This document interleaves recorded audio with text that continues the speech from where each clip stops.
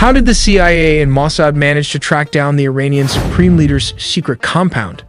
It all started around 8 in the morning. CIA tracked some high-level Iranian leaders at this building right in the heart of Tehran. U.S. intelligence shared a critical tip with their Israeli counterparts. For months, they've been quietly hacking into Iranian communication channels using Space Force low-orbit satellites. But pulling off a strike isn't that simple.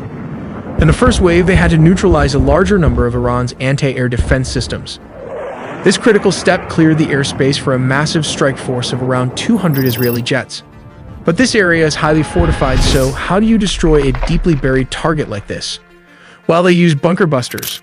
Their delayed fuses punched through deep concrete before detonating.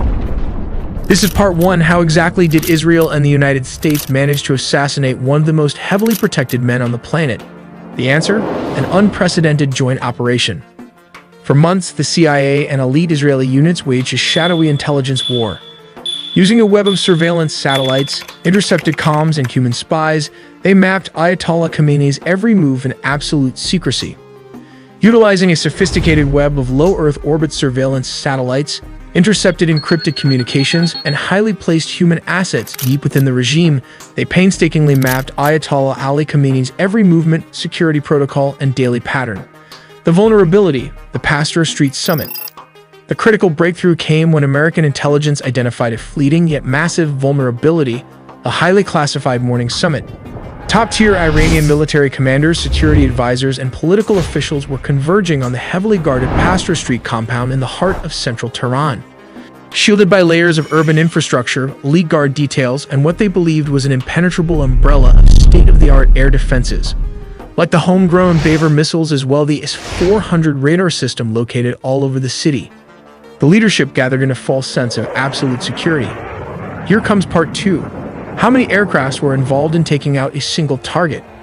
The focal point of the operation was Beit Rabari, Khamenei's highly secure official residence and centralized office compound located in the heart of downtown Tehran. While they used around 200 aircrafts, the localized strike on Beit Rabari was the anchor of a massive, flawlessly synchronized aerial campaign. Flew all the way from Israel with flying oil tankers, the largest military flyover in its history. The Israeli Air Force deployed an armada of approximately 200 fighter jets equipped with GPS bunker buster bombs. As stated, he was actually occupying a shallower subterranean facility, the free-falling guided bomb, which the IDF deployed as the munitions. It easily pierced the earth and reinforced concrete, triggering a catastrophic collapse of the entire underground structure. According to leaked Israeli intelligence reports, exactly 30 heavy munitions were dropped directly onto the Supreme Leader's compound to guarantee total structural failure. Obliterating such targets relies on specialized bunker buster munitions equipped with delayed action fuses, allowing them to physically penetrate deep into the ground and concrete before detonating. As a dedicated specialized squadron delivered the 30 bunker busters directly to Khamenei's compound, the rest of the armada operated simultaneously across Iranian airspace. They dropped hundreds of munitions to cripple over 500 targets, instantly blinding critical air defenses and neutralizing ballistic missile silos. Here comes part 3, and this is Iran's mistake. How the Iranian made a very big mistake to protect its leader. Because he was occupying a shallower subterranean facility, the deployed munitions easily pierced the earth and reinforced concrete, triggering a catastrophic collapse of the entire underground structure. Intelligence sources later revealed a critical tactical flaw in his positioning. He was not sheltering in one of the compound's 2 deepest maximum security bunkers, facilities that would have required the heaviest, highly specialized U.S. ordnance to crack. If he had switched places, he would have been at least safe. And here is part 4, how many were exactly killed. While the complete list of eliminated targets is still undergoing global intelligence assessment, the strike successfully decapitated Iran's operational leadership in a single devastating blow. Killed alongside Khamenei were top-tier military figures, most notably Major General Mohammad Bagheri, the head of Iran's Revolutionary Guard, and top national security advisor Ali Khamenei. Tragically, the blast also claimed the lives of several of Khamenei's family members who were present. But the first wave with 200 jets and U.S. Tomahawk cruise missiles did not just hit his compound. The U.S. cruise missiles was the one to take out anti-air defense system, while the 200 IDF jets took out the Iranian leadership. All in all, U.S. and Israeli forces struck approximately 2,900 targets across Iran, according to U.S. Central Command, in just one day. Reports suggest the CIA allegedly penetrated Iranian communications by bombarding them with spam calls, jump calls, and online breaches. But what weapon was used to penetrate layers of concrete? Well, they have this bunker buster bomb. It has a laser sensor at the front, and just behind that are adjustable fins. In the midsection, there is a warhead that weighs approximately 650 pounds containing tritonal explosive. This is a mixture of 80% TNT and 20% aluminum powder. Finally, we have the retractable fins at the rear. To give you a better sense of its size, comparing it to a person can be helpful. The casing has a length of approximately 19 feet long, which translates to around 5 meters. This section is made of an artillery barrel, which is very strong, and has a diameter of 14.5 inches, which translates to around 37 centimeters, making it relatively narrow. They intentionally made the smaller cross-sectional area.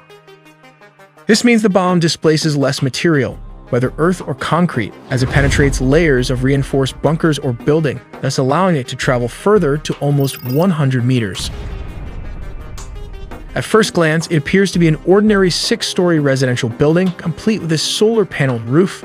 However, there's more to this structure than meets the eye. What makes this building particularly noteworthy is its underground basement, which is rumored to contain a network of tunnels. These tunnels are believed to serve as emergency escape routes, adding to the site's strategic importance. We've put together a few different scenarios to help you better understand the IDF's assassination tactics. The CIA and IDF would employ spies and agents to gain information on a high-value target. With a clear line of sight, the operative waits for confirmation that the high-value target has arrived at the meeting point. This target reportedly arrived at underground headquarters in the southern suburbs for a meeting with several top leaders. The tip-off was allegedly received by Israeli officials on the afternoon of Saturday, September 27th. A fighter jet was expected to target and illuminate the building using its laser targeting pod, focusing on one of the specific buildings. Subsequently, a dozen of F-15 jets dropped not one but 80 bombs of various types. The tip of the spear would have been the bunker buster bomb that can penetrate through this 6-story building, leveling all 6 structures to the ground and in the process eliminating Hassan Nasrallah in the action. Let's consider scenario 2. If an Iranian spy had not assisted the IDF, a Mossad agent or soldier might have been nearby, confirming Nasrallah's location or possibly illuminating the target with a ground-based laser. In this case, GPS coordinates would have been transmitted to the IDF. Once ready, the F-15 jets would have dropped around 80 bombs of different types, leveling the entire 6-building complex. The reason for dropping so many bombs was to ensure the elimination of a high-value target like Hassan Nasrallah. Unfortunately, the collateral damage resulted in a significant number of innocent civilian casualties, a tragic cost associated with this operation. And finally, we have scenario 3, which is the most likely. Hacking Hezbollah's communication system for the last 5 years to intercept encrypted messages without deploying any agents into Lebanon or Beirut. Upon learning that the Hezbollah leader had arrived at the building, an F-15 fighter jets flew and dropped barrage of bombs, eliminating the entire leadership inside the underground bunker. Out of the 80 bombs used, the IDF also deployed the Mark 82 weapon, the Bunker Buster, and the GBU-39, which were part of a purchase valued at around $3 billion from the US. Let's take a look at how this works. Step 1. First, a laser is used to illuminate the target, or GPS guidance is already assigned to it. Step 2. An F-15 jet flies near the illuminated target and the bomb is released. Step 3. Once the bomb is dropped, the guidance system at the front connects with the tail and fins. This enables the bomb to make precise adjustments, guiding it accurately to its target. Step 4. As mentioned, this is a bunker buster bomb designed to penetrate around 6 meters of reinforced concrete bunkers and can travel up to 100 feet of soft ground or buildings. Step 5. In the past, the GBU-28 has been equipped with a delay fuse like this one, allowing it to detonate after penetrating its target, rather than exploding on impact. The bomb contains 700 pounds of TNT, which generates a blast radius of several hundred meters, quite significant for a bomb of this size. As an engineering channel, we will also look into how these Mark 80 and 82 series of weapon can be turned into a guided bomb. When released, it falls just like a normal dumb weapon. As stated, the bomb can be fitted with a nose fuse, a tail fuse, or both simultaneously. Upon hitting the ground, the frontal fuse activates, burning the fuse conduit from the front to the back, thus creating a huge explosion.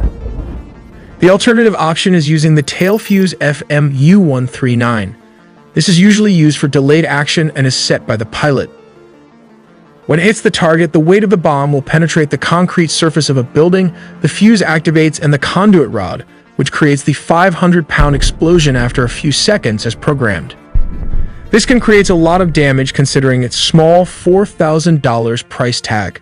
We also made a deep dive into the sea, air, and land components of the nuclear triad, so subscribe for more videos to not miss a beat.